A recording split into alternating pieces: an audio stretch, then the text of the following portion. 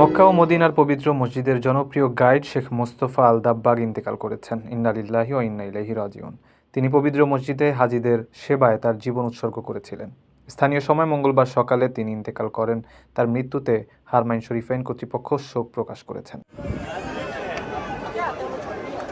আল দাব্বাগ পবিত্র মসজিদে হাজীদের ও ইবাদতকারীদের কাছে অত্যন্ত প্রিয় ছিলেন। নিঃস্বার্থ সেবার জন্য পরিচিত ছিলেন শেখ মোস্তফা আল দাব্বাগ।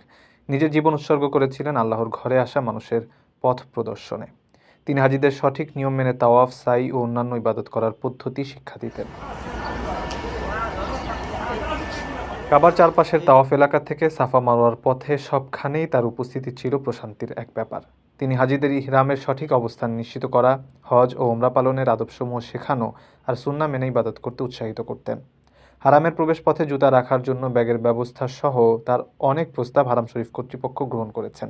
শেখ আল দাব্বাগ ছিলেন বিনয়, উদারতা, ধর্মপরায়ণতার মূর্ত প্রতীক। তার সাদাসিধে জীবনযাপন ও আল্লাহর ইবাদতে গভীর মনোযোগ তাকে জাহেদ শেখ নামে পরিচিত করেছিল। জ্ঞান ও প্রজ্ঞার পাশাপাশি তিনি তার অহংকারহীন জীবনযাত্রার জন্য অত্যন্ত শ্রদ্ধেয় এবং পরিচিত ছিলেন।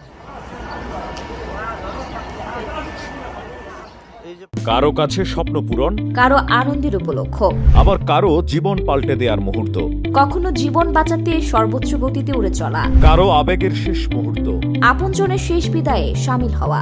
এমন সব ইচ্ছে পূরণে সর্বনিম্ন ভাড়ায় দ্রুতগতির বাহন প্রবাসীর হেলিকপ্টার। আপনার প্রয়োজনে যোগাযোগ করুন আমাদের হটলাইনে।